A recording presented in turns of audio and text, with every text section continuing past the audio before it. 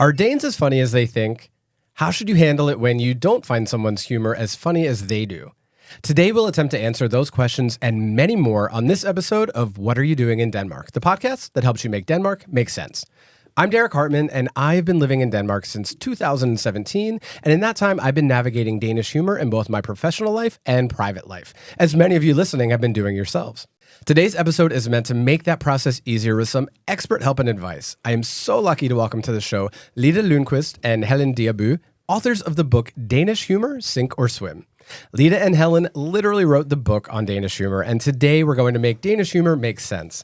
Welcome, Lita and Helen. Thank you. Thank you. Thanks so much for joining us. So Danish humor, right? It's a tricky situation sometimes for internationals like me and like a lot of our listeners, and even for Danes sometimes who are interacting with us, working with us, befriending us, and living with us here. Mm-hmm. Can you tell us a little bit as we dive into this topic, how the two of you came together and sort of how this project came to be, how you decided to write the book on Danish humor? I'm Lita, and first I want to say that I'm presently a professor emeritus at the Copenhagen Business School, where I've been teaching and doing research in linguistics and communication and culture studies for many, many years. Okay.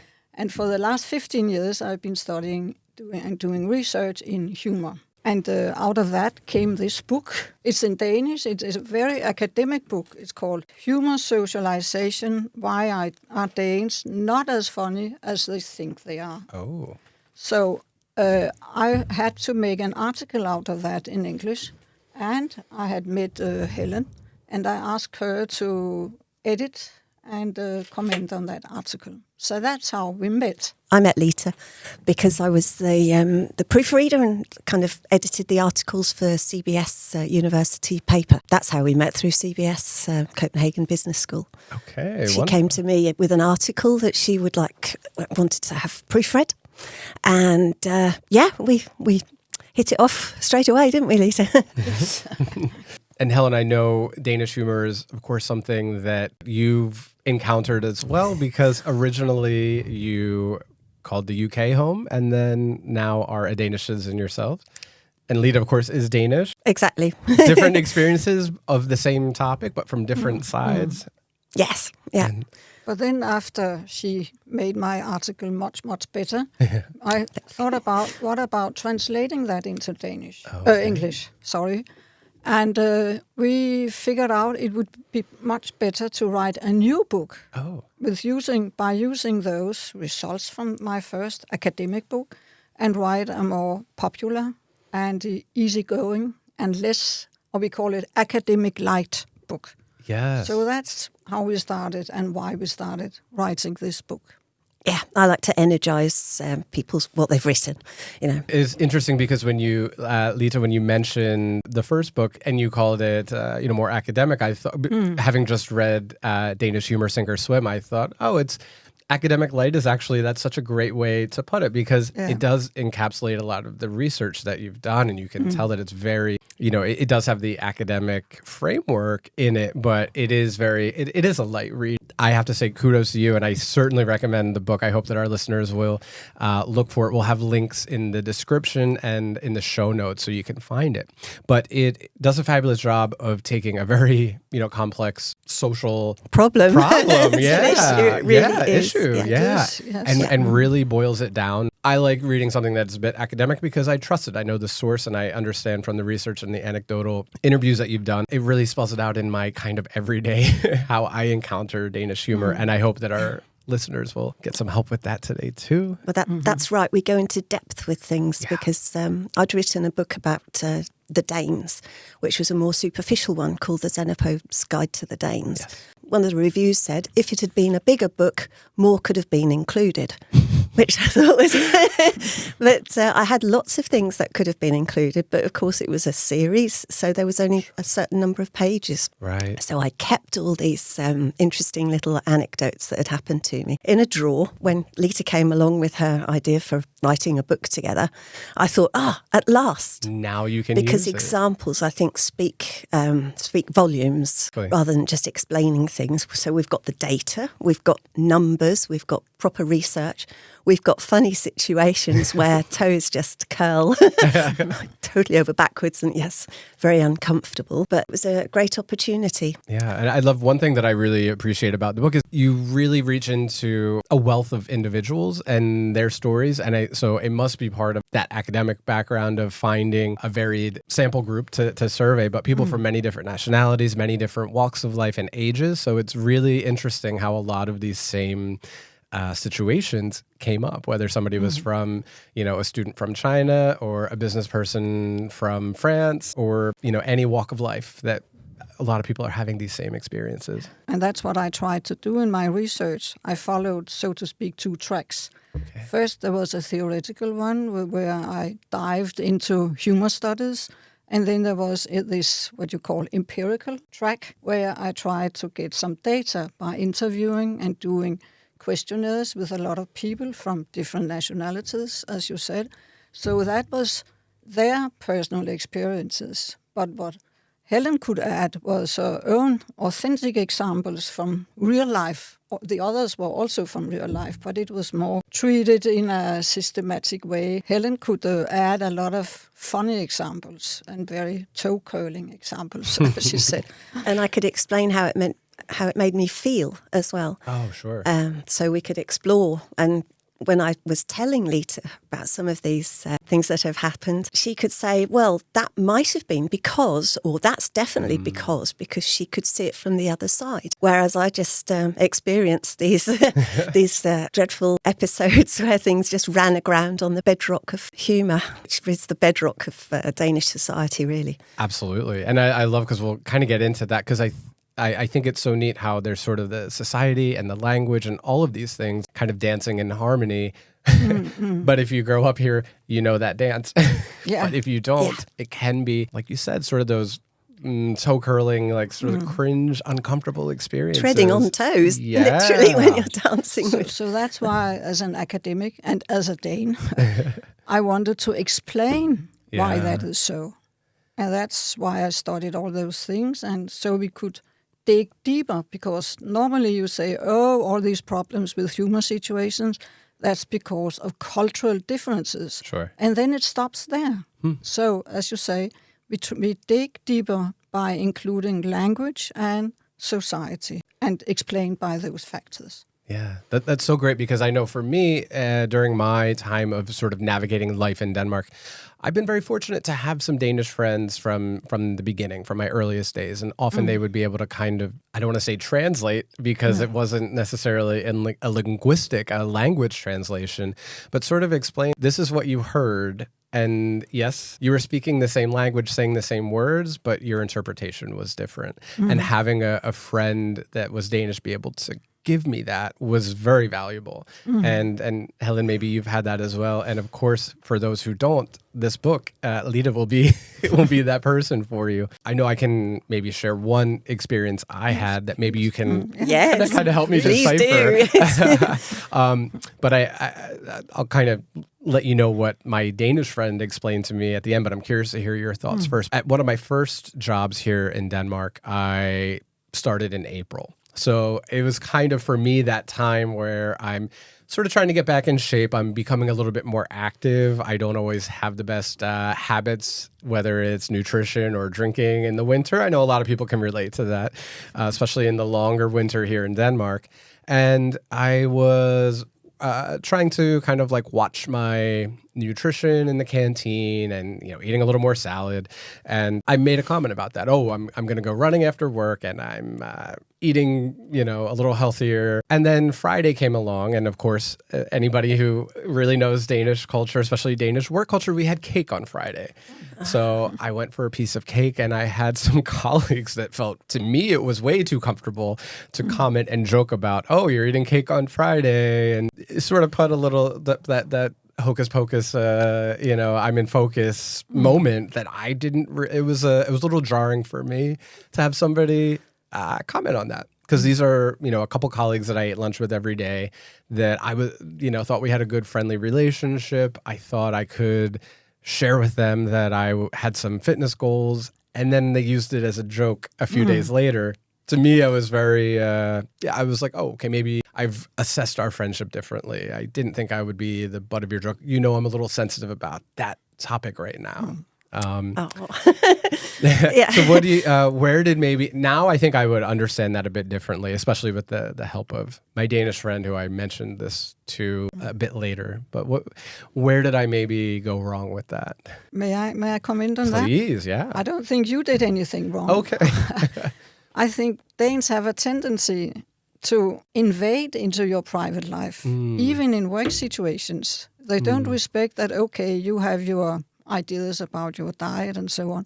They just take any occasion as an occasion to make a joke. And we know from many other foreigners that it can be very insulting, or at least offending, and you feel that they are transcending into your invading your private life. Yeah. Was that the feeling you had? Yeah, that's exactly how I felt. A little bit like, okay, I didn't think that information I shared with you, you would, maybe weaponize is too strong, but I, use. And you didn't think of returning the joke or returning the I'll be humor, honest. if you say so. Yeah. I'll be honest. I was a little shocked. Right? Yeah, I was a you little. were. And now I would. And I think to me it was more if it was perhaps a close friend. Where we have that relationship, or like one of my siblings, where we have that kind of back and forth, I would feel much more comfortable to just. Can I ask a question about the sort of please. context of it? Yeah. Were they already seated at the table and you walked in with the cake, or the other way round? A few people were already seated. I believe it was in. Oh, so it was in a wider. It was in a context. wider setting. Okay. Yeah. So it was in front of. Yeah. It was in front of most of the people in our department. So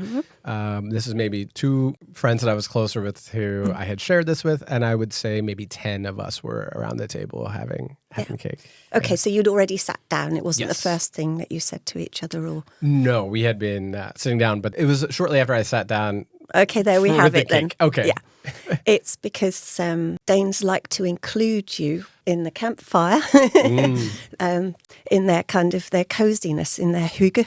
So they use humour to include you in the group.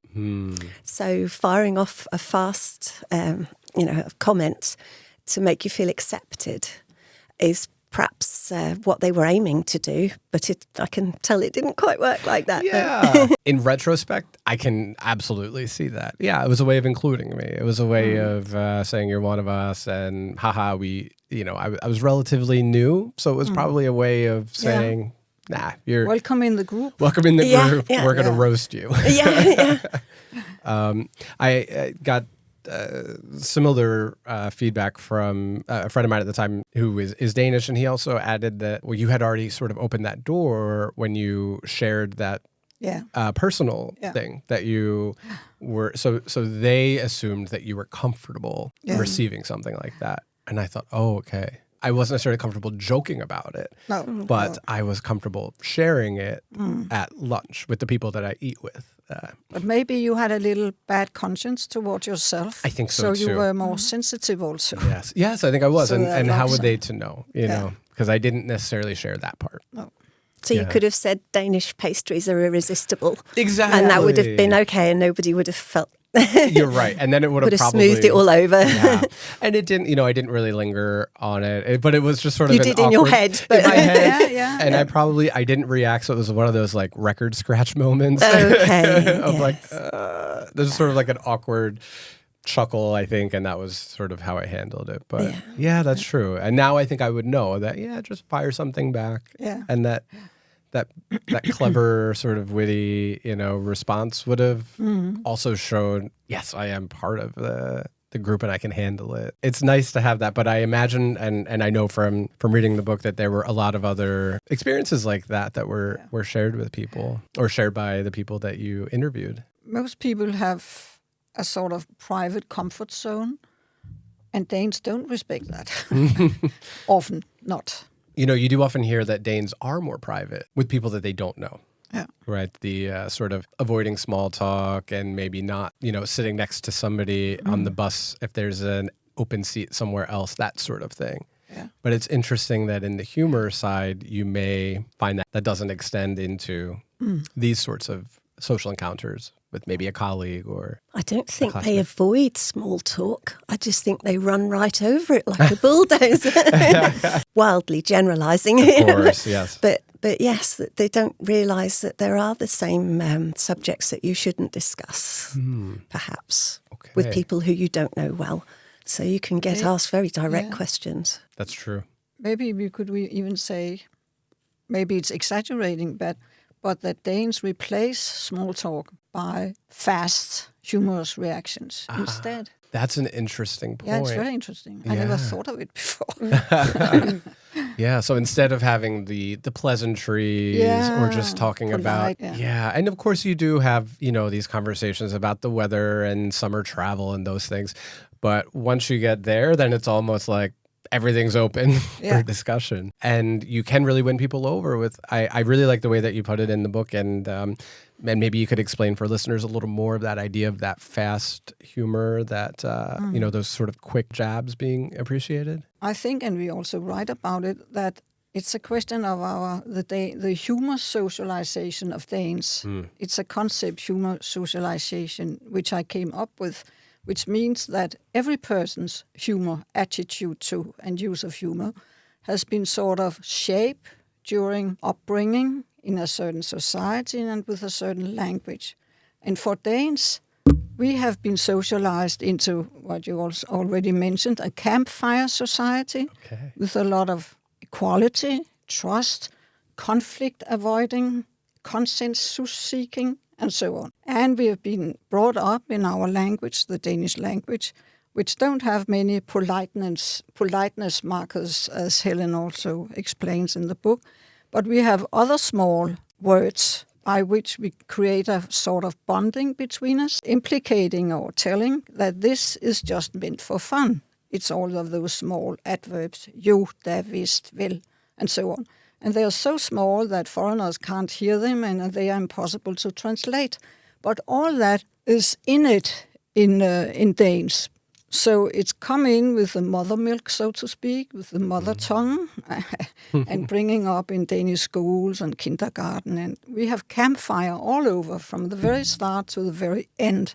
Even in the Folketing, our parliament, we have had some campfire incidents. So that shows that it's in it.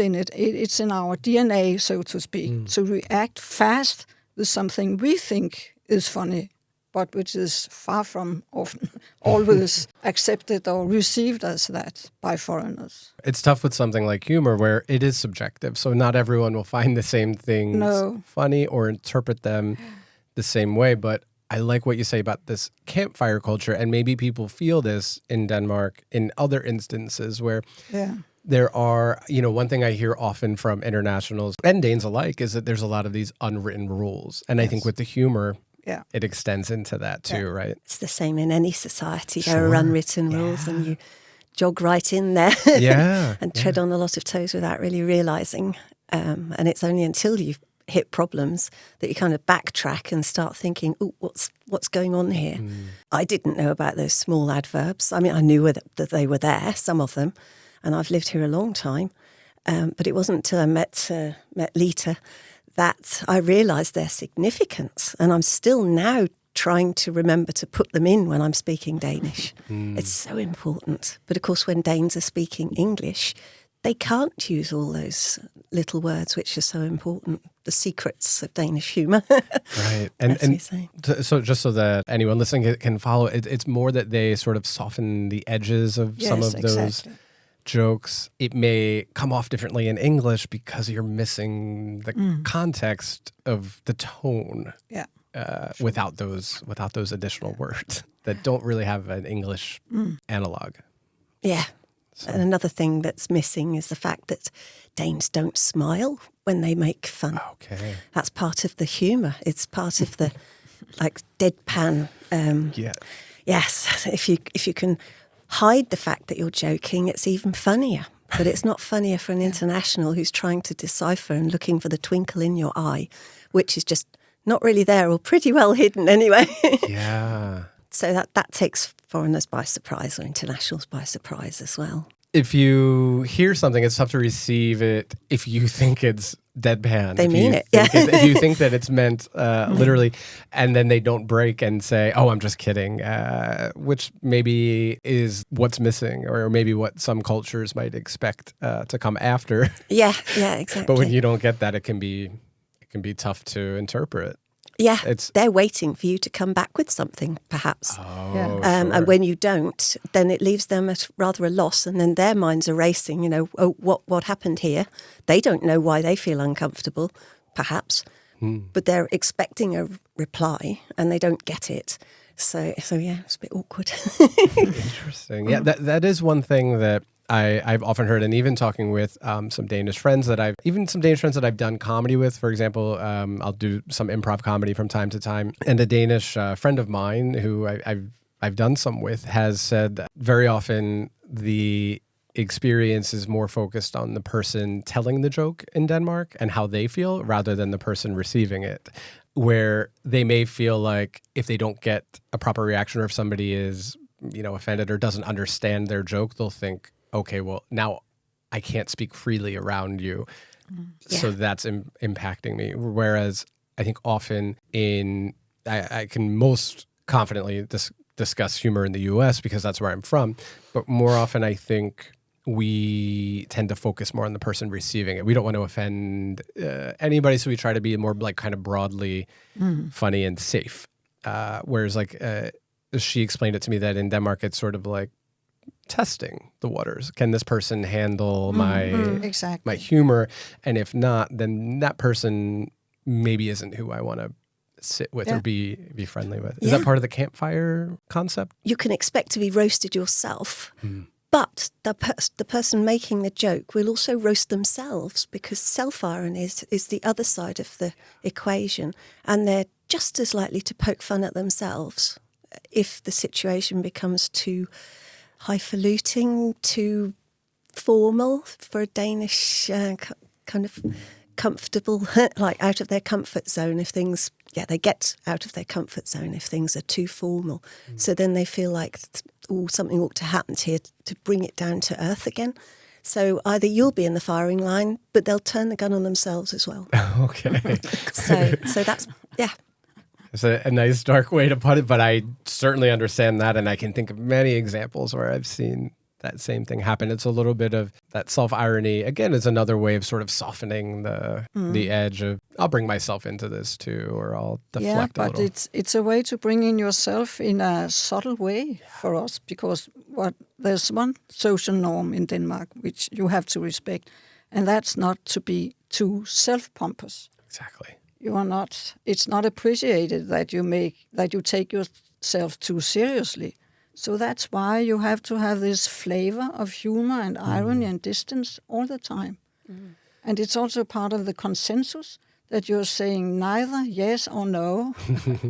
It's a little of both things. So you leave to the interlocutor, to the person you're talking to decide what the message is. So that leaves you yourself a certain ambiguity. Space. Ambiguity. Yeah, exactly. Yeah, it's interesting that you mentioned, of course, not standing out. For regular listeners, you'll know we've done an episode on janteloven and that's what I was referring to. Yeah, so the idea that, there are sort of these social rules or laws not to take yourself too seriously. You're not better than anyone. Yeah. And that does extend into sort of the culture. I know now that a lot of the joking can sometimes be to maybe move those people down a peg, that to sort of try to stand out, prepare to be jabbed a little bit. Not necessarily in a mean way, but just to kind of say, okay, we get it. You you went to Harvard or you went to Oxford. We get it. And I think that's kind of a fun way to socialize. Yeah, I think that humor and the socialization, I really like to go back to that point you made, Lita. I think is sort of a nice way of gently letting somebody know when they're a little out of the social bounds. Yeah. I like that you introduced the word ambiguity, but that's exactly what humor is about. When you get a humorous remark in a conversation spontaneously, you hesitate. Does it mean this or that? Is it serious or is it not serious? And that's a very essence of humor, that it gives a lot of, at least two different meanings at the same time.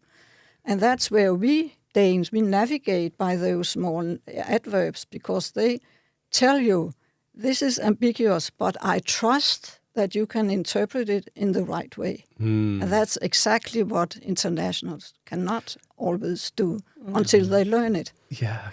And we've written them out in the books. Yes, exactly. Yeah. So again, another, even more the reason to pick up Danish humor, sink or swim. It really will unlock a lot of these things that can take years to learn and decades to learn. Right? and unfortunately, sometimes some difficult conversations and experiences. So that's why once again, we're really happy that you could come on and sort of help those who are struggling with it or newer to Denmark to understand where it comes from.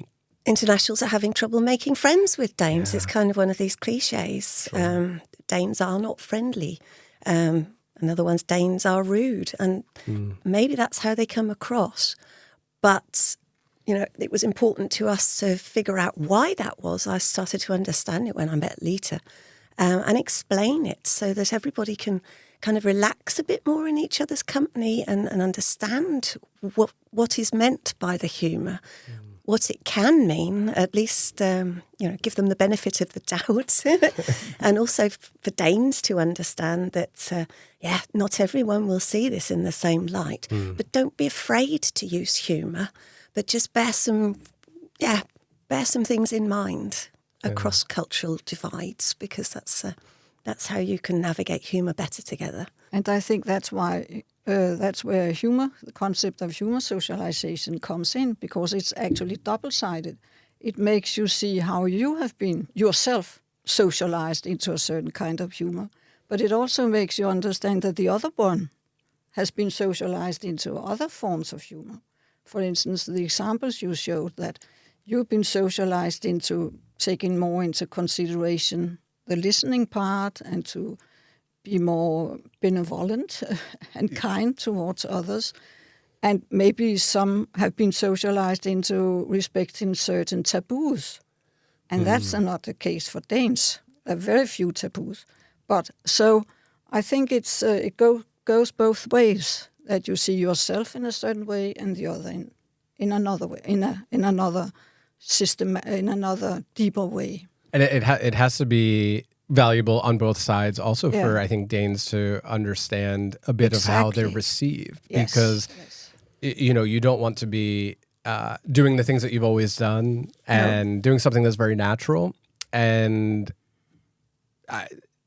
when it is good-natured, the humor here can be direct and it can be a little biting, but it's always good-natured, I think. If they didn't like you, if somebody wasn't making fun of you, if somebody wasn't roasting you a little bit, that would mean that you're not at their campfire. That would mean that you're not included. Exactly. Yes. That's when you should worry. Yeah. Yes.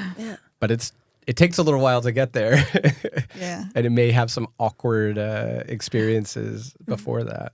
Yeah. But so far we have mainly been speaking about the troubles and the obstacles with Danish humor and but we shouldn't forget that humor is an essential factor in human communication. Absolutely. That it's a way to recognize who could be a friend, to make friends, and to keep friends, and to have a nice atmosphere and have a smile and a laugh. So it's because it's so positive that we should keep it positive and tell when and why and how it doesn't work.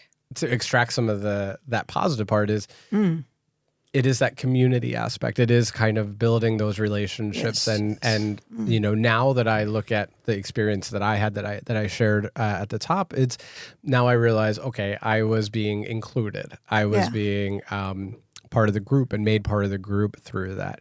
I can also look at it a little bit and realize that, okay, maybe it was a way of socializing me because I was sitting at lunch, which is a very nice part of, and now I realize a very big part of work culture. You that's your time to socialize with your colleagues. That's your time to, and I'm sitting here worrying about my diet and things like that. It was maybe their way of saying like, oh, relax, just eat the cake.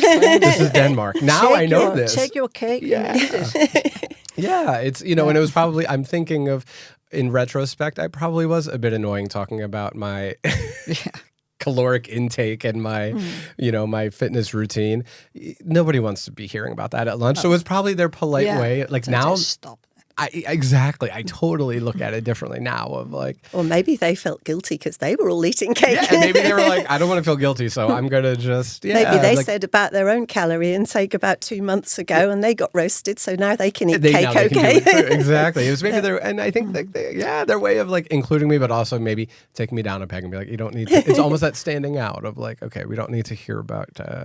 You're making us look bad. Yeah, exactly. Yeah. It was, and all of these things take a little while to unlock, but are really great. And I think that's a nice positive in these lessons. Are there some other aspects that you can share, whether it's anecdotes or just in the research, that themes that came up that ended up being sort of a positive once people understood Danish humor a bit? Well, the taboos, which Lita mentioned, that seems to be a recurring theme, that you can joke about topics you wouldn't talk about in other countries, in some other countries. You know, the big four, like body parts and finances as well, and politics. I mean, over here, people come right out and ask, did you vote for Brexit? You know, I had a friend who was over and they heard an English accent and came over and asked straight out. First thing they said, total stranger. And I won't go into that. Oh, sure. Yes, but that was really awkward because she did vote for Brexit. Yeah, so she was put on the spot. But yes, taboos, they don't really have that so much. Or you can always, if somebody asks you about something, you can always say, oh, that's not, oh, don't go there, or something like that. But everything's sort of free until proven otherwise, I think. That's a really good point. And I think that sometimes gets lost in the discourse when Danish humor is discussed. Having spoken with many comedians, whether it's on the podcast and otherwise, where this has come up as a topic, I've heard many Danish comics say, oh, in any office, there's the same number of jerks that they're, if somebody goes too far, you can always tell them they want to know. They want to know, hey, I don't feel comfortable discussing politics. I'd rather leave that one alone. But we can go anywhere. You can deliver that message in a funny way. Exactly. It goes down better, I think. Yes, very, very true. Yeah, especially if you can show that, you're not offended. It's just something that, let's leave this one alone. Yeah, exactly. Wouldn't you like to know? It would be okay. Yeah. But there was an incident where I was taken by surprise. It was when I was teaching at a big pharmaceutical company, and I teach English in a sort of business English context. And it was the head of the communication department, lovely lady. I didn't know that. She was a total stranger at the time, and I arrived. And she opened the door to the meeting room, and the first thing she sort of said was, is it hot in here or is it my menopause? Which took me by surprise because it's kind of very private information that's coming across there. Yeah, that was very private. It was sort of sex and body parts and whatnot, and you don't want to go there, do you? I realised afterwards, having talked to Lita, that she was creating common ground. We were both women. She wanted us to feel on the same page and on the same level as well, because she was a head of communications and I was a teacher. So they don't really have hierarchies, but it levelled the playground in one sentence. But it didn't, because I didn't understand at the time that that's what she was doing. So I just, moving quickly on, yes, and just carried on with English grammar. Far easier to deal with. That's so funny to go right into then punctuation from exactly. Yes. So hyphens. Turn to page 4. But what a great example! Again, I think this also lends itself to many other aspects of Danish society, which is kind of the janteloven, like yes, we are no better or worse than anyone else. The flat hierarchy that you often see in and see relished and preserved in a Danish professional setting can really be reinforced with just a little bit of humor to show like, we're all, I may have this fancy title and yes, of course we have an organizational chart, but when it comes down to it, I'm in this classroom with my colleagues and I respect you as my instructor today and you don't need to be intimidated. And she could do that with, and find common ground with you on something in just a little quip. And that's really a nice gift of humor. It was very sweet of her, yeah. But it was in a work setting, and that was a bit awkward. But the whole book is about work settings, isn't it, really? Of course, quite a lot of it translates into marriages and all sorts of other things as well, like relationships. But professional relationships, that's where you can burn some bridges if you don't know what the rules are or how to tread softly.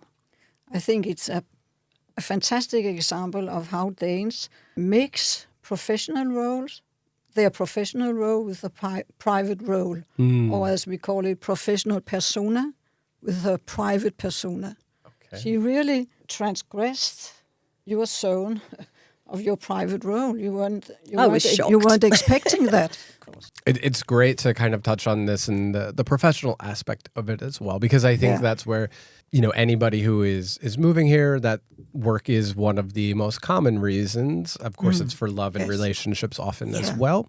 But that may often include then finding a professional persona or professional pursuits once you do move here. And that's where a lot of those cross-cultural communications, including the cross-cultural humor, can take place. And you're going to be sitting there with that person for 8 hours a day. So you better get on. Exactly. It can be uncomfortable with just friends, making friends. If you don't feel that you've got anything in common, you can kind of move along the bus. But at work, it's a bit of a different situation. So what we were hoping with the book, or what we are hoping, is that all the different episodes and anecdotes and observations will give kind of grounds for people to start a discussion about what is appropriate, because you find that different workplaces have different ideas and expectations. So from one to the next, there can be a slight difference, or quite big differences sometimes. And it's important to find out what they are so you can navigate together instead of humour causing waves. Sure. It can be something that unites as well, and we can learn from each other and have those... Well, we certainly learned from each other, that's for sure, yeah.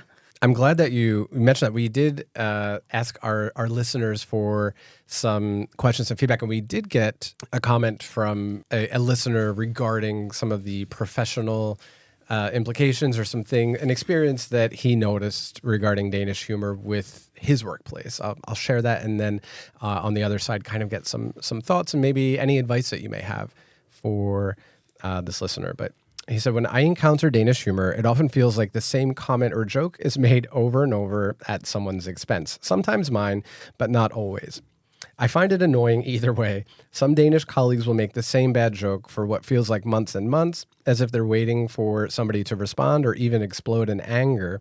It may not come up every day, but the repetition is noticeable. And in my childhood, this was normal, but it's something I stopped doing after my school years. I find it bad behavior for adults. Juvenile behavior for adults.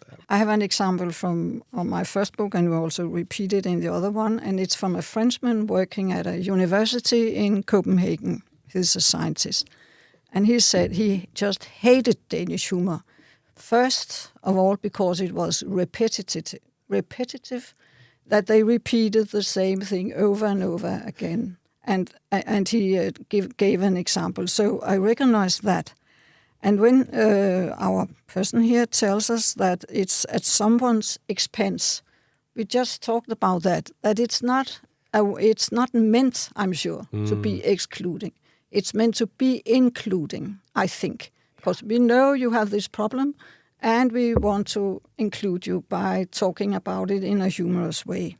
And he said, like they're waiting for a different response, or for me to explode in anger. Yeah. I think they are waiting for a humorous response. They certainly yes. And not to explode in anger. But he's right when he says that it's a juvenile behavior. Because, as I said, we've been socialized to that from infant, from being a child. I don't know that it's juvenile. I think that they think it's safe.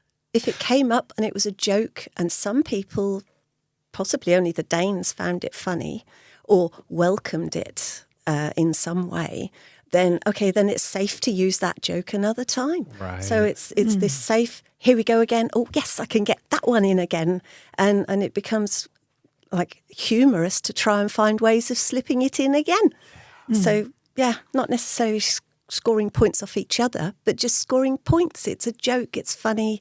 Ching, ching, you know. If you got to laugh, you'll go back to the well. Yeah, and Yes, what it another does time. is that it creates a common ground. Exactly. As we know, you have this problem. Yeah. So it's really the campfire again. We are sitting on common ground, talking about the same things in a humorous way, and we want to avoid conflict. I think it's very important for internationals that it's also in the Danish DNA to avoid conflict or Right. seek consensus, at least apparent consensus. Yeah. So don't take it with anger. It's almost like establishing an inside joke. We Yes, would say in the yes, US. yes. Like Inside. it's like, oh, okay, Common we know on ground. our team that this is Yeah. funny, and of course we don't know the joke or the context. I assume if it was something on maybe a taboo, maybe they would have shut it down. But I feel like if it's something that's that repetitive, Yeah. it was probably lighthearted. And maybe, Well, they thought so. and I think every culture has those things that are always funny or maybe get old for some faster. But I like that way of, don't take it personally. Don't always assume the worst. And, Yeah. Well, the thing is, they want to be funny kind of all the time. Yeah. So you can't keep reinventing the wheel. There are only so many jokes in the book. So, True, exactly. So you come back to page 6 again. Yes. Whenever you can, go back to it. Why did it work the first time? Exactly. In that corporate setting, I'm glad that we're kind of talking about the professional now, especially when it comes to maybe those taboos or that type of humor that isn't universally accepted in a workplace. What responsibility do you think maybe like an HR, human resources, or people managers would have for monitoring or establishing that culture? In a Danish office, there may be things that are topically okay to joke about that maybe would be not appropriate universally. How do you think that should be managed? I think it is the responsibility, once you're aware of the fact that there are differences, to establish some sort of communication on the subject. And that's what we're trying to do. I hold a presentation, which is it was also important to us to be not funny exactly, but have a humorous approach so that it wasn't just raising a finger and saying, you're doing this wrong, Yes. you need to do this better, you have to learn, you're living in Denmark. It's more of a softer approach where you have to know what the ground rules are for everybody, and then you can reach some sort of consensus. That's very important in Denmark. So it's not the fact that anybody's wrong, it's the fact that what's right, where do you want to go from here? And we're really hoping that our book will establish that sort of navigating humour together. So I do think it's an important issue. People are very unhappy out there. Because we hear about it, and I've felt very awkward myself. Yeah. And nobody wants that in a workplace, do they? But this is at least one way of trying to make the atmosphere better. I think CEOs in big Danish companies are aware of that. So they're very much aware that there are things we have to respect and so on. But still that we have to have a nice atmosphere between colleagues in their working groups and laboratories and so on. So, but may I add another thing? Oh, because please. it's also a question of Danish management culture. If you read books about Scandinavian or Nordic management, humor and irony and self-irony are very often mentioned as tools for leaders, for employers, to create this feeling that the top is not so much the top, is not much more the top than you are, that we are all in the same boat, as we would say. So humor is even recommended as a management tool, and I think that's very interesting. And I would like to go deeper into that in another book, but let's see. There's a whole chapter on it, Yeah, but there's there's a also whole a chapter chapter on the language as well, because Danish is very unusual, as your listeners no doubt have found. Yeah, so we've got lifelines and things that are missing, because everybody is aware of what's being said and take that at face value, but they don't know necessarily what's missing and why. So we tried to include all sorts of different things to give people who don't know Denmark but interact with Danes an idea of Denmark rather than just exploring humour. We tried to give a bit more of a backdrop with some of the examples and some of the facts as well as the research on humour. Yeah, humor as a tool for not just leadership, but also building that camaraderie. Because one thing I do love about working in Denmark is that aside from that flat hierarchy, it does seem like that team building, and especially to sort of borrow a metaphor from your book, is that we are all in the same ship. And when we're rowing in the same direction, things move better. And yes, it may feel like sink or swim sometimes, but to have all of the oars going in the same direction is important, and humor plays a role in that, especially for a large company. Like you mentioned, there are so many large multinational companies in Denmark and operating abroad. So for them to really be at the forefront of, okay, humor is still vital in leadership, but can be done in a way that includes everyone. If this manager who hasn't read the book doesn't know how it works and doesn't know how they come across, at least you'll have this slightly cushioning effect that it won't come at you quite so full on. You'll have a bit of warning. The Danes use humour to kind of cushion the hardships in life. Yeah.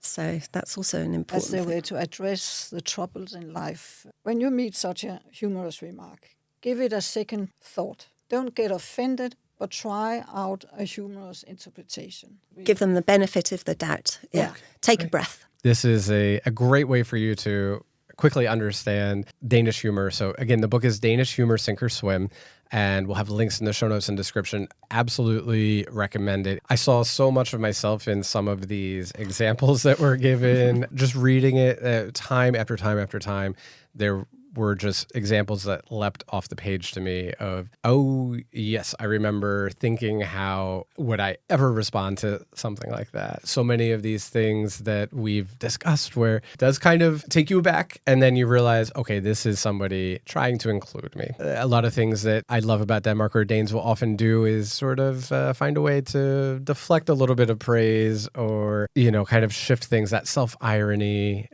which is slightly different than self-deprecation. I know it's discussed in the book, but of kind of saying, oh, no, let me just make a joke at myself because I don't want to be praised. I don't want to stand out. And that it happens on both ways. It really made me feel a lot better about myself and my experiences here, reading it, knowing that I'm not alone and others have had these encounters.